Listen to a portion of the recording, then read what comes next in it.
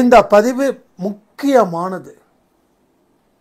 நம்பிக்கை துரோகம் செய்தவர்களை நீங்க என்ன செஞ்சா உங்க வாழ்க்கையில கடவுளோட துணை இருக்குதுன்றத நிரூபிக்கக்கூடிய பதிவு தான் இந்த பதிவு. யாராவது ஒதுக்கி வச்சா அது ஒரு வார்த்தை இருக்குது, அந்த வார்த்தைகளை நீங்க ஆழமா சொல்லுங்க. அந்த வார்த்தையை இந்த பதிவில் சொல்லியிருக்கோம். நாளைக்கு எல்லோரும் ஏதாவது ஒரு கோயிலுக்கு போயிட்டு இப்படி அர்ச்சனைகளை செய்யணும். இந்த பதிவில் சொன்னதை 100% உங்க மனசுக்குள்ள வச்சிங்கன்னா உங்களுக்கு வெற்றி அப்படின்றத தேடி வரும். உங்களுக்கு உதவிகள் செய்யணும்னு போட்டி போட்டு இந்த உலகத்தில் இருக்கிறவர்கள் செய்வார்கள். இது 100% நிரூபிக்கப்பட்ட உண்மை. ஆனால் இந்த பதிவை எல்லோராலையும் கேட்க முடியாது. இது வழக்கமாக சொல்கிறதுன்னு நினச்சிக்க வேண்டாம். சில விஷயங்கள் சிலருக்கு மாறணும் அப்படின்னா தான் அந்த பதிவுகளே அவங்களுக்கு கேட்க முடியும். அதை புரிஞ்சுக்கோங்க. ஸோ மறுபடியும் சொல்கிறேன், பதிவுகளை கேட்டும் மாறாமல் இருந்தீங்கன்னா நீங்களே உங்களுக்கு செய்து கொள்கிற துரோகம்.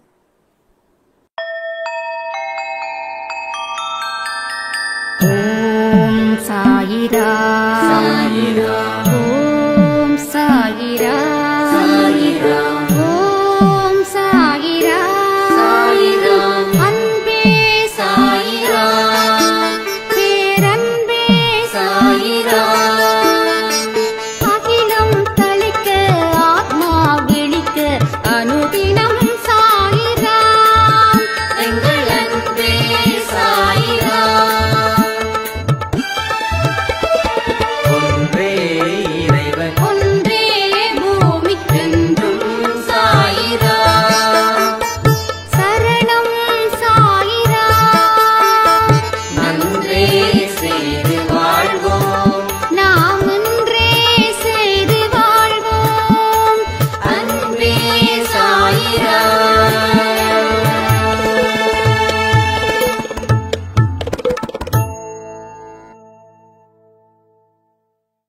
சாயிரா. என் உயிரின் உயிரானவர்களே, ஒரு சாய்ராமுடைய கேள்வி, என்ன என் குடும்பத்தில் இருக்கிறவங்க ஒதுக்கி வைக்கிறாங்க, நான் எவ்வளவுதான் நல்லது செஞ்சாலும் என்ன திரும்ப திரும்ப மனசில் குத்தி காட்டி என் மனசு ஃபுல்லாக காயத்தை ஏற்படுத்தி ரணத்தை பார்த்து ரசிக்கிறாங்க.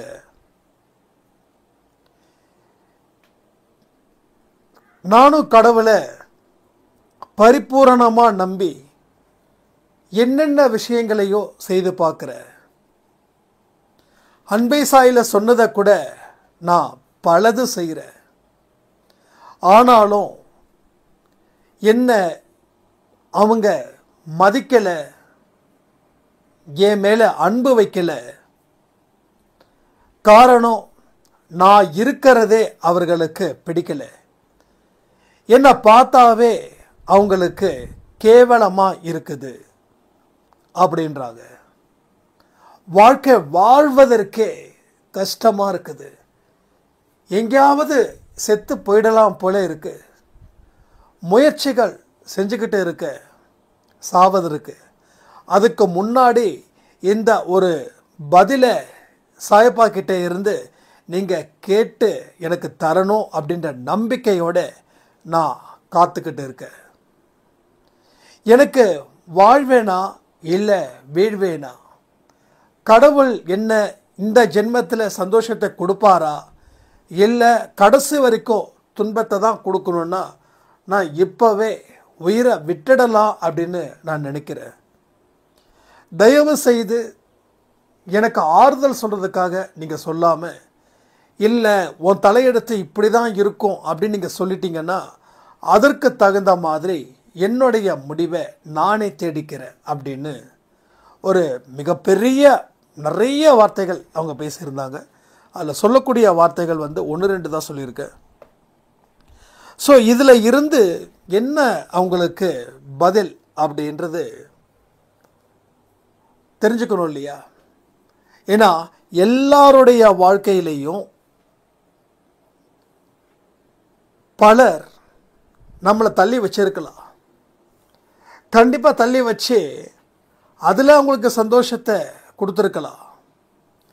ஆனால் பாதிக்கப்பட்டவனுடைய மனசு எவ்வளவு வேதனைப்படும், எவ்வளவு கஷ்டப்படும், எவ்வளவு துன்பப்படும் அப்படின்றது தெரியும். ஏன்னா இதையெல்லாம் நானும் அனுபவிச்சு தான் இந்த இடத்துல வந்து உட்காந்து பேசிகிட்டு இருக்கேன். எனக்கு ஒரே ஒரு விஷயம் மட்டும் எப்பயுமே பிடிக்கும். அது என்ன தெரியுமா? திக்கற்றவர்களுக்கு தெய்வமே துணை. கமெண்ட் பண்ணுறீங்களா? திக்கற்றவர்களுக்கு தெய்வமே துணை. வாழ்க்கையில் எல்லாரும் இருக்கிறவங்க கிட்ட கூட தெய்வம் பெருசா உதவி செய்யல. ஆனால் எல்லோரும் இருந்து ஒரு மனுஷனை தனிமைப்படுத்தி அந்த அவனுக்கு கொடுக்குற வேதனையில் சந்தோஷத்தை பார்க்குறாங்க இல்லையா, அந்த மனுஷனுக்கு தெய்வம் துணை நிற்குது. யாருமே இல்லைன்னா வாழ்வதுன்றது ரொம்ப ஈஸி. இதெல்லாம் நான் லைஃப்பில் கற்றுக்கிட்ட பாடம். யாருமே இல்லைன்னா நீங்கள் லைஃப்பில் ஜெயிக்கலாம். ஏன்னா கடவுளுடைய முழு உதவியும் அவனுக்கு கிடைக்கும். ஆனால் அவன் மனசு தூய்மையாக இருக்கணும். மனசு தூய்மையாக இருக்கணும். அதாவது ஒருத்தவனை ஒரு மனுஷன் விட்டு விலகிறான்னா ஒன்று அவன் கெட்டவனாக இருப்பான். ஸோ கெட்டவனாக இருந்து ஒதுங்கிறது நல்லது, அதில் நான் குறை சொல்லலை. ஆனால் நல்ல மனசு கொண்டவர்களுக்கு சில மனிதர்கள் துரோகம் செய்கிறாங்க அப்படின்னா அந்த நல்ல மனம் படைத்த மனிதனுடைய இதயம் கடவுள் கூட லிங்க் ஆகிக்கிட்டே இருக்கும். லிங்க் மட்டும் இல்லை, எப்பயுமே லிங்கில் தான் இருக்கும். கடவுளோட தொடர்பு அவனுக்கு இருந்துக்கிட்டே இருக்கும். அவனுக்கு அது ஒரு பலத்தை கொடுக்கும். சில பேர் சுயநலத்துக்காக பழகுனவங்களும் இருக்காங்க. பழகி தான் தேவைகளை பூர்த்தி செய்துக்கிட்டு அதுக்கப்புறம் டாட்டா பை பை சொல்கிறவங்களும் இருக்காங்க. அதுக்கு சப்ப காரணங்கள் சொல்லக்கூடியவங்களும் இருப்பாங்க. நாம் ஒரே விஷயந்தான், மறப்போம், மன்னிப்போம். இந்த ஒரு விஷயந்தான் நல்ல மனுஷனா இல்லையா அப்படின்றது நமக்கு புரிஞ்சுக்கோங்க. கடவுள் யாருக்கு துணை இருக்காங்க அப்படின்னா இவங்களுக்கு தான் துணை இருப்பாங்க. மறப்போம், மன்னிப்போம். உங்களுக்கு வந்திருக்கக்கூடிய துரோகம் எவ்வளவு பெருசாக இருந்தாலும் சரி, உங்களுக்கு துரோகம் செய்தவர்களை மன்னிச்சிட்டிங்கனாவே கடவுளோட துணை உங்களுக்கு 100க்கு 100 இருக்குது. எப்படி ஒரு ஆட்சிக்கு எதிர்கட்சி மற்ற கட்சிகள் எல்லாம் ஆதரவு கொடுத்து அந்த ஆட்சி 5 வருஷத்துக்கு வழி நடத்துதோ, அதே போல் இந்த மனிதனுடைய நல்ல மனசுக்கு கடவுளோட துணை என்றைக்குமே இருக்கும். அந்த நல்ல மனம் படைத்த மனுஷனுக்கு கடைசி வரைக்கும் குறைவே இல்லாத செல்வமும் பேரும் புகழும் அவனுக்கு கிடைக்கும். ஆனால் நல்ல இதயம் இருக்கணும். நல்லவர்களை ஒரு மனுஷன் ஏமாத்தினா கூட அந்த நல்லவர்களுக்கு நல்ல இதயம் இருக்கணும். என்ன நீ ஏமாத்திட்டல்ல, நீ எப்படி வாழ்ந்துடுவேன்னு பார்க்கலாம். நீ கஷ்டப்படுற ஒரு விஷயமும் என் வாழ்க்கையில் மிகப்பெரிய கொண்டாட்டம் அப்படின்னு கேவலமான ஒரு மனித பிறவியா நாம் இருக்கக்கூடாது. நல்லா புரிஞ்சுக்கோங்க, கேவலமான மனித பிறவி. இப்போது நம்மளோட ஆர்குமெண்ட் என்ன தெரியுமா? நான் தான் நல்ல மனுஷன், ஆனால் என்ன ஏமாத்திட்டான், என்ன ஏமாத்தினவன் நல்லா இருக்கக்கூடாதுன்னு நினைக்கிறவன் நல்ல மனசுக்காரன் கிடையாது. அவனுக்கு கடவுள் துணை இருக்க மாட்டார், உதவிகள் செய்ய மாட்டார். ஸோ இதுதான் நீங்கள் தெரிஞ்சிக்க வேண்டிய முதல் பாடம். அப்போ நல்லவர்கள் கஷ்டப்படுறாங்க, நல்லவர்கள் அழுது கொண்டே இருக்கிறார்கள், நல்லவர்கள் சபித்து கொண்டே இருக்கிறார்கள் சொல்லுவாங்க. நான் கண்டிப்பாக அது கிடையாது. மறப்போம், மன்னிப்போம். உங்கள் வாழ்க்கையில் உங்களுக்கு யாராவது நம்பிக்கை துரோகம் செஞ்சுருக்காங்கன்னா கமெண்ட் பண்ணுங்கள், நம்பிக்கை துரோகம் செய்திருக்கிறார்கள் அப்படின்னு. அப்போ நீங்க ஒரு விஷயத்த இத்தனை நாள் வரைக்கும் முடிவு பண்ணியிருப்பீங்க. என்ன தெரியுமா? நினைச்சு ஏங்கி இருப்பீங்க. எப்பயாவது நமக்கு அவங்க நம்ம கிட்ட பேச மாட்டாங்களா, மனம் திருந்தி வரமாட்டாங்களா, நம்ம வாழ்க்கை நல்லபடியாக இருக்காதான்னு சொல்லி கடவுள்கிட்டையும் நீங்கள் நிறைய பிரார்த்தனைகள் செஞ்சுருப்பீங்க. ஆனால் கடவுள்கிட்ட செய்யும்போது அந்த பிரார்த்தனைகள் பலனளிக்காது. ஏன்னா கடவுளுடைய விருப்பம் அது இல்லை, உங்களுடைய கர்மாவுடைய செயல் அது இல்லை, உங்கள் விதியோட வழியும் அது இல்லை. அப்போ இல்லாதத ஒன்று வா வா வான்னு சொன்னால் வரவே வராது. ஆனால் அதை விட பெஸ்டான ஒரு லைஃப் உங்களுக்கு கிடைக்கும். என்னோட வாழ்க்கையிலையும் நான் சில விஷயங்கள் ஏமாறும் போது நான் நினைப்பேன், இதுக்கு மேலே பெஸ்டானது ஒன்று கிடைக்காதே, நம்ம ஏமாந்துட்டோமே அப்படின்னு தோணும். அது அந்த நேரத்துக்கு தான் தோணுது. ஆனால் அதுவே நிரந்தரமாக வச்சுக்கிட்டு வாழக்கூடிய மக்களோட கதியை நினைச்சா ரொம்ப பாவமாக இருக்கு.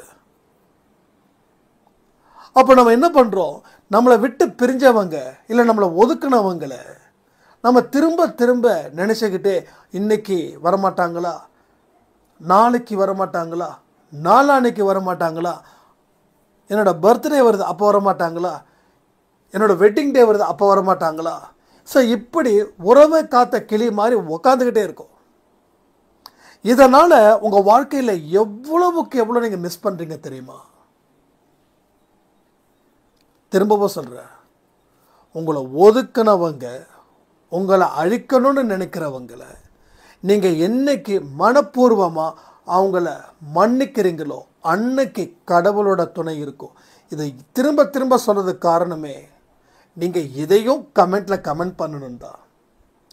மறுபடியும் சொல்கிறேன், உங்களை ஒதுக்குனவங்க, உங்களுக்கு துரோகம் செய்தவங்க, உங்களை வலுக்கட்டாயமாக வேண்டான்னு சொல்லி பிரிஞ்சவங்க எந்த காரணத்தை கொண்டும் அவங்க வாழ்க்கை அழியணும்னு நினைக்காம அவங்கள மன்னிக்கக்கூடியவர்களா நீங்கள் இருந்தால் கடவுளுடைய தொடர்பு உங்களுக்கு இருக்கும்.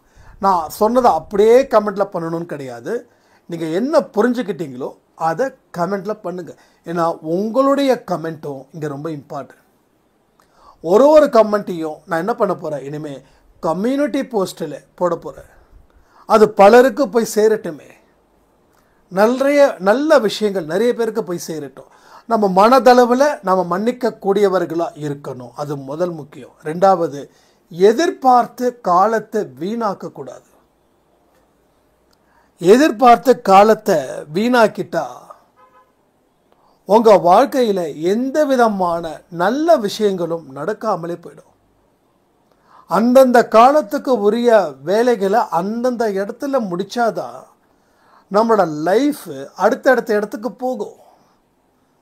ஒரு ஸ்டேஜில் உங்கள் லைஃப் நீங்கள் நினச்சதை விட எங்கேயோ போயிடும். அப்போ நம்ம எதிர்பார்த்து காத்துக்கிட்டு இருக்கிறதில் என்னென்ன பிரச்சனைகள் இருக்குது தெரியுமா? உங்களுக்கு ஆத்திரம் பயங்கரமாக வரும், கோபம் பயங்கரமாக வரும். கோபத்தால் என்னென்ன பிரச்சனைகள் வரும், கோபத்தை எப்படி தீர்ப்பது அப்படின்றத இன்றைக்கி காலையில் சாய் 365ல் 10 மணிக்கு ஆடியோ பப்ளிஷ் ஆகிருக்கும். பார்க்காதவங்க அங்கே போய் பார்த்துக்கோங்க. அப்போது கோபமும் ஆத்திரமும் எல்லாமே இல்லாமல் போகும் இந்த இடத்துல. அப்போ எதிர்பார்ப்பு இருந்துச்சுன்னா இந்த ரெண்டும் வரும். இந்த ரெண்டும் வந்துருச்சுன்னா என்ன பண்ணுவோம், நாம் இருக்கிறவங்க நம்ம சுற்றி இருக்கிறாங்க இல்லையா, அவங்க நம்ம மேலே எவ்வளோ அக்கறையாக இருந்தாலும் அவங்கள கூட நாம் ஒதுக்கி தள்ளுவோம், வேண்டான்னு. நல்லா புரிஞ்சுக்கோங்க, ஒரு மனுஷனை நினச்சி நம்ம மேலே அன்பு வைக்கிறவங்கள கூட நாம் ஒதுக்குவோம். அப்போது என்ன பண்ணுவாங்க, சுற்றி இருக்கிறவங்களும் உங்களை விட்டுட்டு போயிடுவாங்க. நீங்கள் எதிர்பார்த்த ஒரு ஆள் உங்கள் மேலே பாசம் இல்லை, உங்களை வெறுத்துட்டாரு, ஒதுக்கிட்டாரு, பிரிஞ்சிட்டாரு, அவரையே நினச்சி நீங்கள் வாடும்போது உங்கள் சுற்றி இருக்கிறவங்க உங்கள் மேலே அளவு கடந்த அன்பு வச்சுருந்தாலும் அவர்களையும் நீங்கள் ஒதுக்குவீங்க. அப்போ இவங்க சில நாட்கள் இருந்து பார்ப்பாங்க, அதுக்கப்புறம் இவங்களும் உங்களோட மனசுல இருந்து விலகிடுவாங்க மெல்ல மெல்ல மெல்ல. அப்போ என்ன ஆகுது, காலம் போக போக ஒரு விரக்தி நிலை உங்களுக்கு வருது. நம்ம வாழ்க்கையில் எத்தனை பேர் இருந்தாங்க, யாருமே இல்லைன்னு ஒரு சைராம் சொல்லியிருந்தது எனக்கு இப்போ ஞாபகம் இருக்கு. என்னோட கணவரை நினச்சி அவர் மேலே இருக்கக்கூடிய வெறுப்பை என் கூட இருக்கிறவங்க மேலேயும் காட்டினேன். அன்புன்றது பொய், அன்புன்றது ஒரு ஏமாற்றம் அப்படின்னு என் மனசுக்குள்ள ஏதேதோ விஷயத்தை நானே அதை உறுதிப்படுத்தி அதன்படி நான் வாழ்ந்து கடைசியில் என்னுடைய ஒட்டுமொத்த உறவுகள் மேலேயும் அந்த கோபத்தையும் அந்த வெறுப்பையும் நான் காட்டி, அதற்கு அப்புறம் என் வாழ்க்கையில் யாருமே இல்லாத ஒரு மிகப்பெரிய வெற்றிடம் வந்துச்சு. என்னால் அதை ஏற்றுக்கவே முடியல. எத்தனை உறவுகளை நான் இழந்தேன் அப்படின்றத எனக்கு காலம் போன போக்கில் தான் தோணுச்சுன்னு சொன்னாங்க. அவங்களுக்கு வயசு 82. அவங்களால இருந்து பார்த்த கடைசியில் ஒரு ஆர்பனேஜில் போயிட்டாங்க. அவங்களுக்கு பென்ஷன் இதெல்லாமே வரதால் அவங்க ஃபினான்ஷியலாக அவங்களுக்கு எந்த கஷ்டமும் இல்லை. அப்போ யோசிச்சு பாருங்கள், ஒரு உறவு வரும்னு சொல்லி எதிர்பார்த்து காத்திருந்து இருக்கக்கூடிய அத்தனை உறவுகளோட மனசையும் காயப்படுத்தி கிட்டத்தட்ட வேண்டான்னு இன்டைரக்டாக சொல்லி ஃபைனலி அவங்க வாழ்க்கை எந்த அளவில் போய் நின்றுச்சுன்னு. ஸோ இது நம்ம அன்பே சாய் குடும்பத்துக்கும் இல்லை, எந்த மனுஷனுக்கும் வரக்கூடாது. ஸோ திரும்பவும் சொல்கிறேன், நமக்கு துரோகம் செய்தவர்களை நாம் மன்னிக்காத வரைக்கும் கடவுளோட துணை நமக்கு இருக்காது. உங்களுக்கு துரோகங்கள் எப்படி வேணாலும் நடக்கலாம். நான் ஒரு பாயிண்ட்டை ரிப்பீட் பண்ணுறேன்னா அது உங்கள் மனசுக்குள்ளே போயிட்டு விதைக்கணுன்றதுக்காக தான். ஸோ துரோகம் செய்பவர்களை மன்னியுங்கள், உங்களை வெறுக்கிறவர்களை மன்னியுங்கள். கடவுள்கிட்ட போயிட்டு எனக்கு அவங்க வேணும், இவர் வேணும், எனக்கு பண்ண துரோகத்துக்கு நீ அவங்களுக்கு பதிலடி கொடுன்னு சொல்லி கோயிலாக சுற்றக்கூடாது. இது ரொம்ப ரொம்ப தப்பான ஒரு விஷயம். வாழ்க்கையில் என்றைக்குமே நம்மளை ஒருத்தவங்க வேண்டான்னு சொல்கிறாங்களா, அப்போது வேண்டான்னு சொல்லி அவங்க வேற ஒரு வாழ்க்கையை ஸ்டார்ட் பண்ணுறாங்கன்னா அவங்களுக்கு சந்தோஷம் வருதா, அந்த சந்தோஷத்தை வாழ்த்துவது அப்படின்றது தான் கடவுளோட குழந்தைங்களுக்கு இருக்கக்கூடிய இயல்பாக இருக்கணும். அப்போது தெய்வத்தோட துணை வேணுமா வேண்டாமா? இங்கே எத்தனை பேருக்கு தெய்வத்தோட துணை வேணும்? தெய்வம் உங்களுக்கு நண்பனாக இருக்கணும். தெய்வந்தான் உங்களுக்கு அம்மை அப்பாவாக இருக்கணும். ஸோ தெய்வந்தான் உங்கள் வாழ்க்கையை வழி நடத்தணும். தெய்வத்தோட சாயல், தெய்வத்தோட குணம் அத்தனையும் உங்களுக்கு இருக்கணும். அப்போ தெய்வம் உங்களுக்கு இருக்கணும், தெய்வம் உங்களுக்குள்ளே இருக்கணும், உங்களை சுற்றி இருக்கணும். இப்போ தெய்வங்கள் இருக்க இருக்க என்ன ஆகுது, உங்களை சுற்றி இருக்கக்கூடிய நல்லவர்கள் உங்கள் கண்களுக்கு உங்கள் முன்னாடி காட்சி அளிப்பார்கள். அப்போ யாரும் எந்த விதமான பலனையும் எதிர்பார்த்து உங்களிடம் வரமாட்டாங்க. உங்களுக்கு உதவி செய்ய துடிப்பார்கள். சீரியஸாக சொல்கிறேன், உங்களுக்கு உதவி செய்யணுன்றதில் ரொம்ப ரொம்ப துடிப்பாங்க. இப்போ நான் ஒரு பேச்சுக்காக கேட்குறேனே, எனக்கு ஒரு 1,00,000 ரூபாய் வேணும். நான் அன்பை சாயில் கேட்குறேன், எனக்கு ஒரு 1,00,000 ரூபாய் எனக்கு வேணும், என்னோடய கூகுள் பே நம்பர் இதுதான் அப்படின்னு. அப்படி சொன்னால் நீங்கள் போடுவீங்களா போட மாட்டீங்களா? அதாவது ஒரே ஆள் 1,00,000 கொடுக்க போகிறதில்ல, அட்லீஸ்ட் குறைஞ்சது ஒரு 100 ரூபாயிலிருந்து அதிகபட்சம் ஒரு 5,000 வரைக்கும் ஆகுமா ஆகாதா? அப்போது இதுக்கு முன்னாடி நல்லா புரிஞ்சுக்கணும். எதுக்கு சொல்கிறேன்னா, உதவிகள் செய்வதில் கூட இங்கே ஆனந்தம் நிலை இருக்குன்ற நான் அதை வச்சு தான் சொல்கிறேன். அப்போது இதே பல வருஷத்துக்கு முன்னாடி ஒரு 10,000 ரூபாய் என்னை நம்பி கொடுக்க ஆள் இல்லை. ஏன்னா அன்னைக்கு என் மனசில் மிகப்பெரிய அளவில் கோபமும் ஆத்திரமும் இருந்தது. ஆனால் இன்னைக்கு மறப்போம், மன்னிப்போம், அவ்வளோதான். அதை தாண்டி ஒன்றுமே இல்லை. இப்போ நான் காசு கேட்குறேன், 1,00,000 ரூபாய் எனக்கு வேணும், ரொம்ப டைட்டாக இருக்குது அப்படின்னு. அப்போ என்ன பண்ணுவீங்க, ஒரு அட்லீஸ்ட் ஒரு 100 ரூபாயிலிருந்து ஒரு 5000 வரைக்கும் அந்த 1 லட்சம்ன்றதை அரை நாளில் எனக்கு முடிஞ்சிடும். முடியுமா முடியாதா சொல்லுங்கள்? நான் உங்ககிட்ட கேட்குறேன்னே, நீங்கள் கமெண்ட்டில் சொல்லுங்கள். ஆனால் யாரும் கேஷ் படக்கூடாது, அது எனக்கு பிடிக்காது. நான் இப்படி கேட்டால் நீங்கள் எவ்வளோ ரூபா உங்களால் கொடுக்க முடியும்? நீங்கள் கொடுத்த 10 ரூபாயும் ஒன்று தான், 10 கோடியும் ஒன்று தான். அதனால் நீங்கள் சொல்லுங்கள், பார்ப்போம் எவ்வளோ தான் தேருதுன்னு பார்ப்போம். இப்போ எதுக்கு சொல்கிறேன் அப்படின்னா, இந்த விஷயத்தை நீங்கள் புரிஞ்சுக்கணும். உதவிகள் தானாக வரும். உதவிகள் செய்வதில் ஒரு ஆனந்தம். நம்ம சாயண்ணா கேட்டார், நான் கொடுக்கணும் அப்படின்னு சொல்லி முதல் ஆளாக நீங்கள் வருவீங்க. சாய் தம்பி கேட்டார், கொடுக்கணும்னு சொல்லி முதல் ஆளாக வருவீங்க. என்னுடைய மகன் என்கிட்ட கேட்டா, நான் கொடுக்காம இருப்பேனான்னு சொல்லி அம்மாக்கள் கொடுப்பாங்க. ஸோ அம்மாக்கள், அக்காக்கள், தம்பிகள், அண்ணன்கள், அப்பாக்கள், என்ன சொந்தம்பா சாமி, சான்ஸே கிடையாது, சான்ஸே கிடையாது. எனக்கு கண்ணே கலங்குது. ஏன்னா இவ்வளோ பெரிய உறவுகள் எப்படி அமைஞ்சது அப்படின்னா, என்னைக்கு தெய்வத்தோட துணை நம்மக்கிட்ட இருக்குதோ அன்னைக்கு எல்லாமே இயல்பாக அமையும். தெய்வத்தோட துணை இல்லாமல் ஒரு 1000 ரூபாய் கூட நீங்கள் வெளியில் வாங்கிடவே முடியாது. ஸோ தெய்வத்தோட துணை இது ஒன்று தான் நம்ம டார்கெட்டாக இருக்கணும். அப்போது நாம் உதவிகள் கேட்க வேண்டிய அவசியமே இல்லாத அளவிற்கு நம்ம வாழ்க்கையே மாறுன்றது தான் உண்மை. ஸோ இது வரைக்கும் ஒரு காலத்தில் பணம் எனக்கு அவ்வளோ தேவைப்பட்டுச்சு. ஆனால் இன்றைக்கி பணம் அப்படின்றது பிஸ்னஸ் இருக்குது. அதில் செய்ய வேண்டிய வேலைகளை கவனத்தோட அக்கறையோடு செய்கிறோம். அதனால் பெருசாக கஷ்டம் இல்லை, பெருசாக நஷ்டம் இல்லை, கரெக்டாக இருக்குது, எந்த ஒரு பிரச்சனையும் கிடையாது, கரெக்டாக இருக்குது. சில பேர் சொல்லுவாங்க, யூடியூப்பில் வந்து 1 லட்சம் 2 லட்சம் 3 லட்சம் இதெல்லாம் வந்து நம்ம எங்கேயாவது நம்ம யூடியூப்பர் தெரிஞ்சால் எப்படி உங்களுக்கு 1,10,000 1,12,000 சப்ஸ்கிரைபர் இருப்பாங்க, அப்போ ஒரு மாதத்துக்கு 1 லட்சம் வருமா அப்படின்னு. ஸோ நாம் ஒரே ஒரு விஷயந்தான் சொல்லணும். நம்ம வந்து ஒரு என்டர்டெயின்மெண்ட் சேனல் வச்சோம் அப்படின்னா ஒரு 40,000-50,000 ரூபாய் கிடைக்கும் என்டர்டெயின்மெண்ட் சேனலுக்கு. ஒரு வியூஸும் வந்து அப்படியே வந்து அள்ளுது, ஒரு 10,000 போகுது, 20,000 போகுது அப்படின்னா.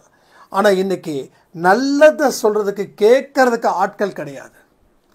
ஆனால் கெட்டதை சொல்கிறதுக்கு கேட்கறத ஆட்கள் நிறைய இருக்காங்க. ரைட்டா?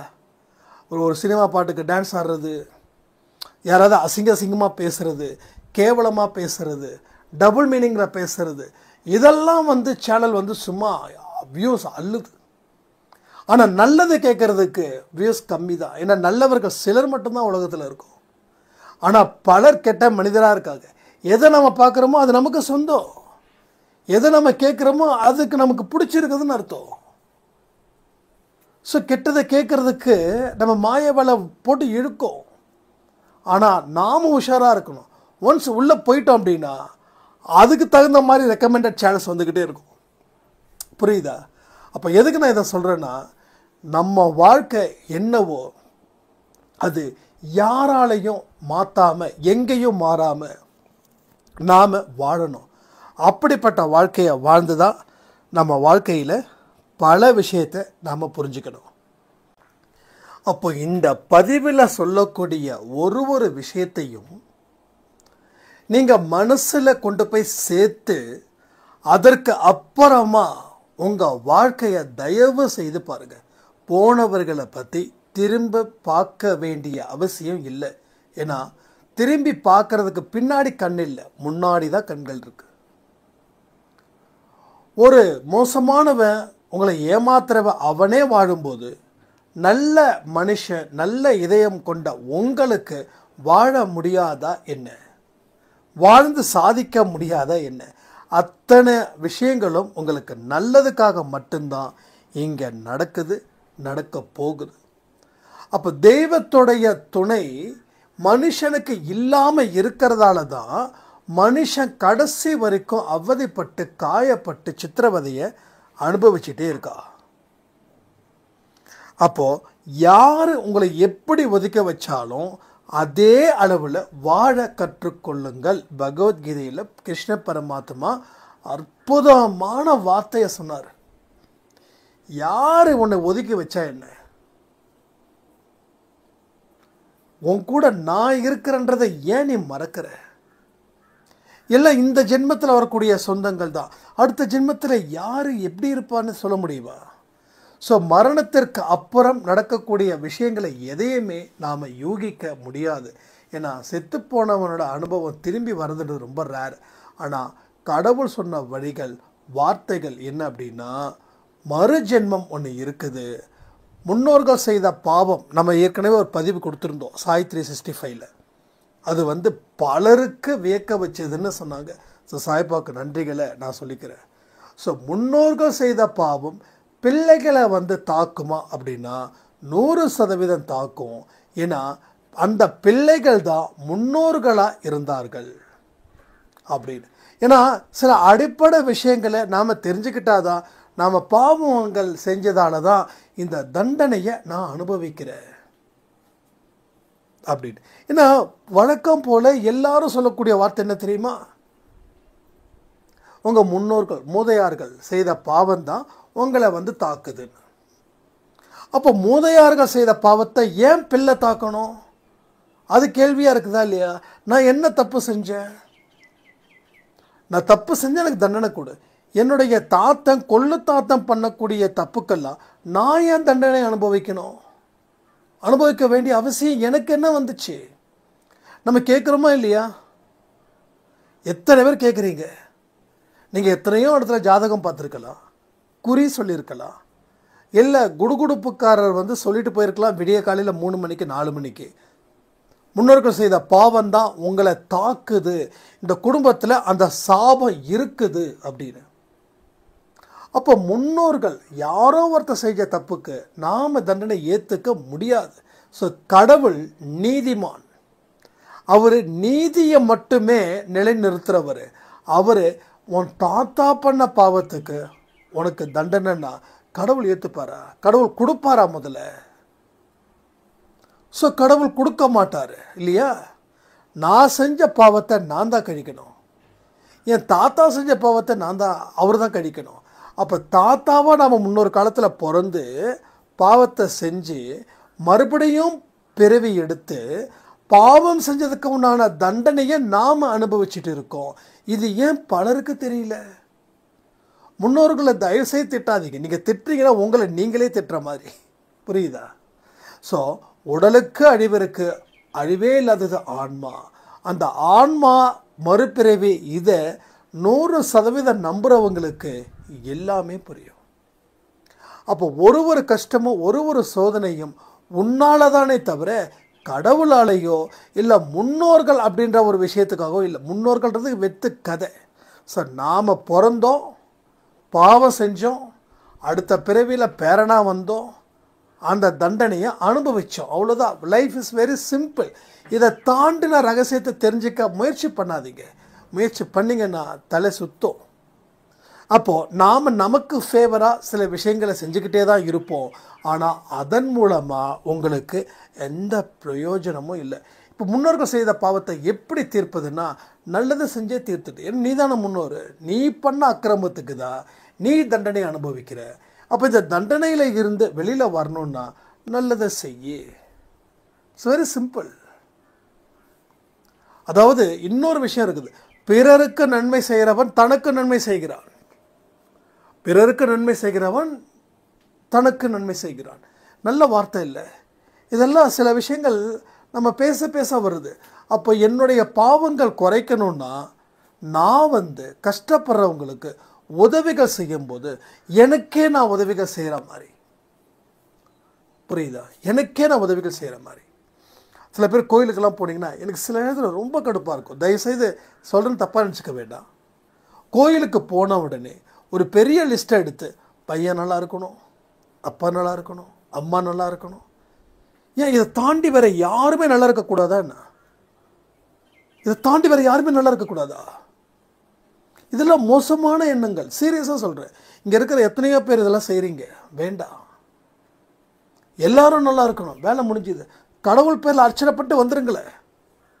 ஸோ எல்லாரும் நல்லா இருந்தால் தான் நீங்கள் நல்லா இருக்க முடியும். ஒரு பெரிய லிஸ்ட்டை நான் பார்க்குற கோயிலுக்கு எனக்கு சில நேரத்தில் ரொம்ப கடுப்பாகும். சரி, நான் யோசிப்பேன், யாராவது கடவுள் பேரில் அர்ச்சனை பண்ணுறாங்களா? யாரும் இல்லை. என் குடும்பம் நல்லா இருக்கணும். அப்போ உங்கள் குடும்பத்தில் இருக்கிறவங்க பேர், நட்சத்திரம், ராசி, இன்னும் என்னென்ன இருக்குதோ எல்லாத்தையும் நம்ம பண்ணுறோம். சரி, நல்லா இருக்குமா? நீங்கள் பண்ணது கடவுளுக்கு தெரியுது. அப்போ ஏன் நல்லா இல்லை? எண்ணங்கள் சுத்தமாகாத வரைக்கும் அர்ச்சனை மட்டும் இல்லை, 24 மணி நேரம் கோயிலை அங்க பிரதட்சணை பண்ணால் கூட நல்லது நடக்காது. அப்போ அர்ச்சனை பண்ணணுன்னா கடவுள் பேருக்கு பண்ணுங்க, இல்லை எல்லோரும் நல்லா இருக்கும்னு சொல்லி பண்ணுங்க, பொதுவான விஷயத்தை பண்ணுங்க. ஸோ இதெல்லாம் மாற்றணும். ஏன்னா இந்த மாதிரியான இடத்துல இருந்து தான் நம்ம வாழ்க்கையே ஆரம்பிக்குது. 1-2 பிரச்சனைகள் தான் நமக்கு ஸ்டார்டிங்கில், ஆனால் அதுதான் பெரிய மாபெரும் கிளையாக மாறி நிற்குது. புரியுதா உங்களுக்கு? ஏன்னா இது எல்லாமே நம்ம பரிசுத்தமாக ஆக்கினா மட்டும்தாங்க உங்களுக்கு வாழ்க்கை. இல்லைன்னா சான்ஸே இல்லை. சான்ஸை யூஸ் பண்ணிக்கோங்க. ஸோ நாளைக்கே கோயிலுக்கு போகலாமா? கோயிலுக்கு எல்லாரும் போகலாமா? ஏதோ டைம் வந்து போய் அர்ச்சனை பண்ணுங்க, சாமி பேருக்கு அர்ச்சனை பண்ணுங்க, இல்லை எல்லாரும் நல்லா இருக்கும்னு சொல்லி அர்ச்சனை பண்ணுங்க, இல்லை அன்பே சாய் குடும்பம் நல்லா இருக்குன்னு அர்ச்சனை பண்ணுங்க. அன்பே சாய் குடும்பம் அப்படின்றது என்ன, இது மட்டும் செல்ஃபிஷ் இல்லைன்னு கேட்கக்கூடாது. இப்போ அன்பே சாய் குடும்பம் அப்படின்னா ஒருத்தவங்களுக்கும் 5 பேர் 6 பேர். இப்போ உங்களுடைய சம்மந்தப்பட்டவங்க சாயப்பாவை வணங்காதவங்களுக்கு கூட நீங்கள் பண்ணக்கூடிய அர்ச்சனைகள் போய் சேரும். புரியுதா உங்களுக்கு? இப்போ அன்பே சாய் அப்படின்னா கிட்டத்தட்ட 1,20,000 பேர் என்னமோ இருக்கும்னு நினைக்கிறேன் அன்பே சாயில். அந்த 1,20,000 பேருக்கும் போய் சேரும். அப்போ அந்த 1,20,000 × 4 அப்படின்னா கணக்கு வச்சுக்கோங்க எத்தனை பேருன்னு.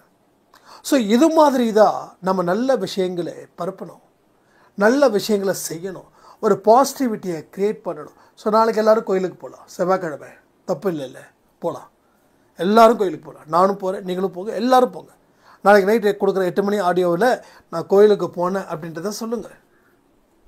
இதெல்லாம் எதுக்காக சொல்கிறேன் அப்படின்னா, நம்ம மனசில் இருக்கக்கூடிய அந்த கொடூரமான எண்ணங்களை அழிக்கணும். என்னங்க கோயிலில் போய் என் குடும்பத்துக்கு அர்ச்சனை பண்ணால் அது கொடூரமான எண்ணங்களா? எஸ், இங்கேருந்து தான் ஆரம்பமாகுது உங்களுடைய ஒரு ஆக்ரோஷமும். அதாவது இதனுடைய எதிரை பாருங்க. என் குடும்பத்தில் இருக்கிறவங்களுக்கு நான் அர்ச்சனை பண்ணுறேன்னா வேற எவனோட குடும்பமும் நல்லா இருக்கக்கூடாதுன்னு அர்த்தமா? இல்லை சார், அப்படிலாம் இல்லை. நீங்கள் நான் அப்படி சொல்லலாம் அப்படின்னா அப்போ எல்லாத்துக்கும் பொதுவாக அர்ச்சனை பண்ணிட்டு போங்க. அது ஏன் முடிய மாட்டேங்குது? அதே மாதிரி கோயிலையே முன்னாடி போய் தரிசனம் எனக்கு தான் வரணும்னு சொல்லி கேட்குறீங்க. அப்போ தரிசனம் பார்த்து என்ன பண்ண போகிறீங்க? உங்கள் குடும்பம் நல்லா இருக்கணும், அவ்வளோதான். இல்லை, ஸோ எல்லாரும் நல்லா இருக்கிறவங்க பின்னாடி நிற்பா, நான் மட்டும் நல்லா இருக்கிறோன்னு நினைக்கிறவங்க முன்னாடி நிற்பா. இதுதான். நீங்கள் முன்னாடி நிற்கிறீங்களா பின்னாடி நிற்கிறீங்களான்னு நீங்கள் யோசிச்சு பாருங்கள். ஷீரடியில் கூட ஃபஸ்ட் டைம் நான் போகும்போது ஒரே தடவை தான் போயிருக்கேன். அப்போ ஒரே தடவை போனேன், சாய்பாவை வணங்குன்னு அப்படியே போயிட்டேன். ஆனால் என் கூட வந்தவங்க 2-3 பேர் டென்ஷன் ஆக்கிட்டாங்க. என்ன பண்ணாங்கன்னா அதே ரோவில் போயிட்டு மறுபடியும் திரும்பி பார்த்துக்கிட்டே வராங்க. அவங்க பிடிச்சி இழுக்கிறாங்க, போங்க போங்க போங்க. நான் போக மாட்டேன், நான் பார்ப்பேன். என்னங்க ஏன் மற்றவங்க பார்க்கக்கூடாதா? சாயப்பா எங்கே பார்த்தாலும் அதே மாதிரி தான் இருப்பார். இல்லை உங்கள் கண்ணுக்கு ஏதாவது புதுசாக தெரியுதா? அப்போது என்ன அர்த்தம்? நான் பார்ப்பேன், நான் காசு கொடுத்து வந்திருக்கேன் ஷீரடிக்கு, நான் நிறைய இது பண்ணணும், இதெல்லாம் செஞ்சால் எனக்கு நல்லது நடக்குது இப்படின்றவங்க ஜாஸ்தி. அதனால தான் சில இடத்துல கோயிலுக்கு போகிறதுக்கே பிடிக்க மாட்டேங்குது. ஏன்னா வரவங்க எல்லாருமே செல்ஃபிஷாக இருக்காங்க, எல்லாரும் செல்ஃபிஷ். ஸோ ஒன்று தான், செல்ஃபிஷ் இருக்கிற இடத்துல இறைவனே இல்லை, இதான் உண்மை. இதை தெரியாத வரைக்கும் கடவுளை வணங்குறது ஒன்றுமே புண்ணியமே கிடையாது. அதனால் இது எல்லாத்தையும் கொஞ்சம் ஒதுக்கி வைங்க, சந்தோஷமான மனசில் இருங்க. எல்லாரும் நல்லா இருக்கும்னு சொல்லி பாருங்களேன், அதில் ஒரு மிகப்பெரிய சந்தோஷம் இருக்கும். கையை 2த்தையும் விரிச்சுக்கிட்டு எல்லாரும் நல்லா இருக்குன்னு சொல்லி பாருங்க. ஒரு 3 தடவை சொல்லி பாருங்க. ஆனந்த மூச்சு விட்டு மூச்சை உள்ளே எடுத்து வெளியில் விடும்போது எல்லாரும் நல்லா இருக்குன்னு சொல்லுங்கள். மூச்சை வெளியில் விடும்போது சத்தியமாக சொல்கிறேன், வாழ்க்கையில் பல அற்புதங்கள் உங்களுக்கு அந்த வார்த்தைகள் மூலமாக கிடைக்கும். ஓகேவா? அந்த வார்த்தைகள் மூலமாக உங்களுக்கு ஏகப்பட்ட விஷயங்கள் உங்களுக்கு தொடர்ந்து கிடைச்சிக்கிட்டே இருக்கும். ஒரு விஷயமும் உங்கள் வாழ்க்கையில் பல பல பல பல பல மாற்றத்தை கொடுத்துக்கிட்டே இருக்கும். ஸோ இப்படிப்பட்ட ஒரு விஷயத்தை நாம் என்றைக்குமே பயன்படுத்தாமல் இருக்கிறது தான் இங்கே ரொம்ப வேதனையாக இருக்குது. அப்போ எங்கே இருந்து ஸ்டார்ட் பண்ணணும் அப்படின்னா, நம்ம எந்தெந்த விஷயங்களை நல்லது நம்ம குடும்பத்துக்கு நல்லதுன்னு செய்கிறோமோ அதை ஒரு தடவை மறுபடியும் செக் பண்ணி இது உண்மையிலேயே நல்லது தானா அப்படின்னு யோசித்து நல்லதை நான் கண்டினியூ பண்ணுங்க. நல்லது இல்லைன்னா கடவுளே மன்னிச்சிடுன்னு சொல்லி நீங்கள் உங்களுடைய அடுத்த கட்டத்துக்கு உண்டான முயற்சிகள் செய்யுங்க. ஸோ இந்த பதிவில் என்ன சொல்லியிருக்கோம், மெயினான விஷயங்கள் என்ன சொல்லியிருக்கோன்னா, சுயநலமாக இருக்கக்கூடாது. ரெண்டாவது, யாராவது உங்களை ஒதுக்கி வச்சாங்கன்னா அந்த இடத்துல வாழ பழகிக்கோங்க. கடவுளோட துணை இருக்கும்போது உங்களுக்கு எந்த பிரச்சனையும் இல்லை. ஸோ ஒதுக்கி வச்சவங்க மறுபடியும் சேர்த்துப்பாங்க அப்படின்னு நினச்சி ஏங்கிக்கிட்டு இருக்காதீங்க. எதிர்பார்ப்பு கூடாது, அவங்கள தொல்லை பண்ணக்கூடாது, அவங்கள சபிக்கக்கூடாது. கடவுளுடைய துணை வேணும்னா அவங்கள மறக்கவும் செய்யணும், மன்னிக்கவும் செய்யணும். ஆனால் மறக்கிறதுன்றது நடக்காது. மன்னிச்சிடுங்க. மன்னிச்சிட்டிங்கன்னா கோபன்றது ஒன்று இருக்காது. கோபம் இல்லாத இடத்துல அத்தனை நல்ல விஷயங்களும் நடக்கும். ஸோ உதவிகள் செய்யக்கூடிய அளவில் கடவுள் உங்களை உயர்த்துவார். இத்தனை நல்ல விஷயங்கள் இருக்கு, இதை நம்ம விட்டுட்டு தேவையில்லாமல் பிரச்சனைகளை போய் மாட்டிக்கலாமா? யோசிச்சு பாருங்க. உங்கள் வாழ்க்கையில் இனி அத்தனையும் வசந்த காலம்னு சொல்லி இந்த பதிவை நான் முடிக்கிறேன். ஜெய் சாய்ராம்.